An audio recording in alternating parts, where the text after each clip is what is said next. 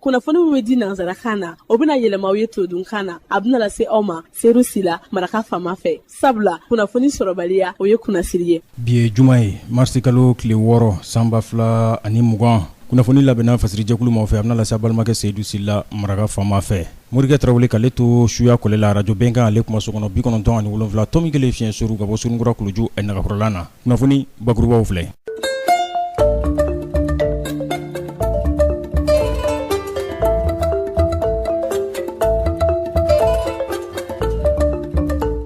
ɲɔnajɛrɛ ale waliyara gouverneur ɲɔnajɛrɛ so kɔnɔna na a bɛ ministre de l'administration territoriale décentralisation ani maa minnu kan ka kalata ko ɲɛw ɲɛnabɔ olu ni ɲɔgɔn cɛ.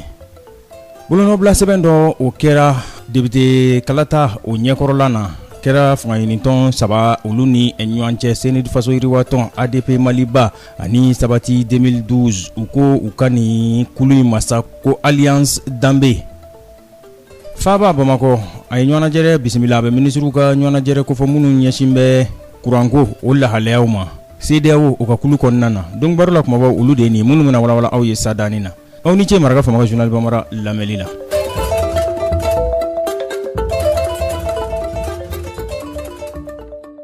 An bɔra k'o de fɔ sisadani na ɲɔnajɛrɛ so gouverneur o tɔgɔ la Faba kɔnɔ yan Bamakɔ a ye ɲɔnajɛrɛ bisimila ɲɔnajɛrɛ min n'a kɛra ɲɔgɔn faamu ye ministre de l'administration territoriale décentralisation ani kalata ko ɲɛnabɔbaw olu ni ɲɔgɔn cɛ ni ɲɔnajɛrɛ in bɛ ka kɛ wasaden kalata labɛn minnu bɛ senna minnu bɛna kɛ marisi kalo tile 29 avril kalo tile 19 san 2020 gouverneur ka fɔ la n'o ye Baba Amani Mayiga ye a ko maa minnu kan ka kalata ko ɲɛnabɔ u bɛ wuli ka jɔ la yaasa waati kofɔlen o bɛ se ka bonya cogo min na a ko Faba kɔnɔ yan nɔ lisi minnu bɛ yen nɔ o ye lisi 159 ye 3 balan donna olu la k'olu sen bɔ a la commission 110 bɔɲango olu de sigilen don kalata sɛbɛnko ɲɛnabɔli ma minnu taara bɛ mansiw kɔnɔna na n'u ko ma ko carte électeur biométrique Bamakɔ Faba kɔnɔ yan sigidaw ni ɲɔgɔn cɛ olu carte ninnu diliw olu bɛ dabɔ marisi kalo tile 7 ɲinan san in na commission maaw olu ka sarako ko na kɛ carte kelen o kelen CFA wari dashi 10 bɔɲango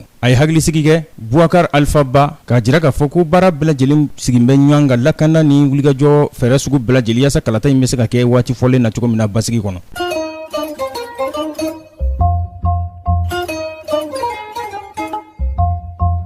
An y'a fɔ aw ye fɛnɛ k'a fɔ bolonɔbila sɛbɛn kɛra Alliance o hukumu kɔnɔna na n'o ye fara ɲɔgɔn kan ye an ka jɛ an ka taa kalata la ɲɔgɔn fɛ n'o bɛ wasaden kalata ko fɔ min bila bɛ marisi kalo tile 29 avril kalo tile 19 nata san 2020 ni Alliance in sa Senid faso yiriwatɔn ADP Maliba ani sabati 2012 olu de bɛna nin waleya commune 6nan o kɔnɔna na nin bolonɔbila sɛbɛn in a kɛra ATTbugu cité la kunungo Senid faso yiriwatɔn u ka maa min tun bɛ o ye Dr Amadou Babasi ye ADP Maliba Sheikh Sherif Aidara sabati 2012 Nantume Aishata Mala Nantume u ko ni Alliance masa ko Alliance Danbe an b'a to a ka Nantume Aishata Mala Nantume a ka ale lamɛn. An fa ɲɔgɔn kan ye a nana kun min na o ye jamana jɔ de ye mɔgɔ o mɔgɔ n'i sigi k'i miiri k'i ka jamanadenw lajɛ u hinɛ bɛ don i la k'i yɛrɛ lajɛ i hinɛ bɛ don i yɛrɛ la o la n'o kɛra i bɛ cɛsiri sɔrɔ ka wuli k'i sen don i ka jamana ko kuma la o de ye an ka fara ɲɔgɔn kan ye n'o ye jamana jɔ ye welekan min bɛ ne bolo ka ɲɛsin kalatalaw ma n'o ye kɛrɛnkɛrɛnnenya an balimamusow ye n b'a f'u ɲɛna n ka an denw bɛ baarabaliya min na bi ani an denw bɛ kalankɛbaliya min na olu de nɔ don munna olu de bɛ tafe sabaw minɛ nin waati in na u jijalen don ko 8 marisi ne b'a fɔ n balimamuso ɲɛna ko 8 marisi jɔda t'i den ka kalanko la a jɔda t'i den ka chômage ko la a jɔda t'i ka tile 2 nasɔngɔko la kala ta danbetigiw ye kala ta jamanajɔlaw ye n'o kɛra i ka jamana bɛ nɔgɔ la i yɛrɛ bɛ bɔ nɔgɔ la i den bɛ bɔ nɔgɔ la mais san o san 3,000 ni 2,000 minɛ a tɛ jamana jɔ an filɛ o de kɔnɔna na an bɛ kangari da tuguni k'a fɔ minnu bɛ wari di musow ma musow n'olu ma hinɛ o la a hinɛ o yɛrɛ la. Ale tɛmɛlen kɔ an ka Senid faso yiriwatɔn ka nɔbilama Dr Amadou Babasi an ka ale fɛnɛ lamɛn. Bi cérémonie ni campagne tɛ fɔlɔ n y'a fɔ n bɛ segin a kan seereya don ka commune mɔgɔw k'u a yiriw la k'a fɔ an farala ɲɔgɔn kan tamasere fana don mɔgɔ n'i bɛ ko ɲɛnama kɛ i b'i jija i ni mɔgɔ ɲɛnamaw ka jɛ k'a kɛ o komi dugu ni Kabo n'o ye commune 6 ye bɛɛ tɛ se k'a ye bɛɛ tɛ se k'a mɛn ɲɔgɔn fɛ o de la an ye presse wele o fana ka k'an ka seere ka k'an ka yɛrɛ kuma lasela ye pour que mɔgɔw ka bɔ a kalama k'a fɔ senil faso yiriwatɔn ani ADP Maliba ani sabati 2012 u y'u bolo di ɲɔgɔn ma ka députéya ɲini an ka commune kɔnɔ cɛ fara muso kan denmisɛn fara mɔgɔkɔrɔba kan mɔgɔ si sera kalafili ye k'a ɲini u fɛ u ka bɔ ka kalafili kɔrɔ b'a la wariko tɛ élection nana yɛlɛma an bolo marako juguya kama ka yɛlɛma ka kɛ i b'a fɔ élection ye wariko de wariko tɛ mɔgɔ danbe an'u ka hakilila n'u b'a fɛ ka ko min kɛ élection ye o de an b'o ɲini mɔgɔw fɛ k'u hakili to o la o de la an farala ɲɔgɔn kan an ka taabolow caman ye kelenya kɔnɔ an bɛ jamana min kɔnɔ bi na n'o ye Mali ye danbe ko b'a la marako b'a la donc an kɔni ni Ala y'a don an garijɛgɛ la an b'a fɛ k'o ko ninnu waleya o de la o hakilila bɛ nin tɔn saba bɛɛ la an y'an bolo di ɲɔgɔn ma an b'a baara kɛ ɲɔgɔn fɛ ni Ala ka jɛ ye ayiwa depuis Mali élection daminɛna kalafili foyi tɛ min kɛra ɲɔgɔn na a tɛ yen n b'a misali fɔlɔ d'aw ma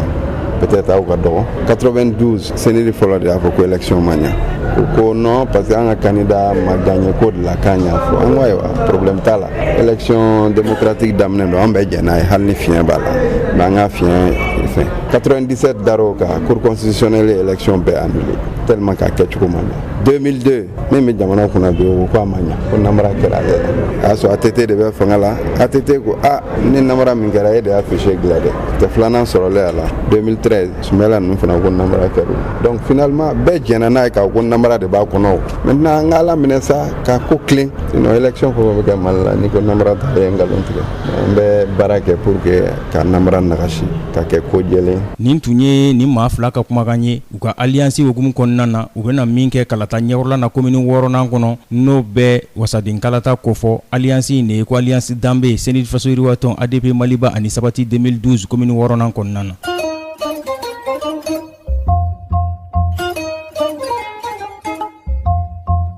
Bamako ale ye bisimilali kɛ a bɛ ɲɔgɔn najɛrɛ kofɔ minisiri minnu n'olu ɲɛsin bɛ kuranko ma ani tɔrɔmɔɲɔnko u ka tɔnw kɔnɔna na minnu ɲɛsin bɛ o ma tile 6 Banyango Burkina Faso ka nɔbilamaw Kɔnɔwari la Guinée Liberia Mali Sierra Leone minnu bɛ CEDEAO kɔnɔna na olu de ye nin ɲɔgɔn najɛrɛ u y'a waleya dɔwɛrɛ tɛ waribɔ minnu kan ka kɛ fɛɛrɛ minnu kan ka sigi ɲɔgɔn kan yaasa CEDEAO jamanaw kɔnɔna na kuran bɛ se ka sɔrɔ nɔgɔya la cogo min na k'a ladi a magoɲakɛbaw ma nɔgɔya la.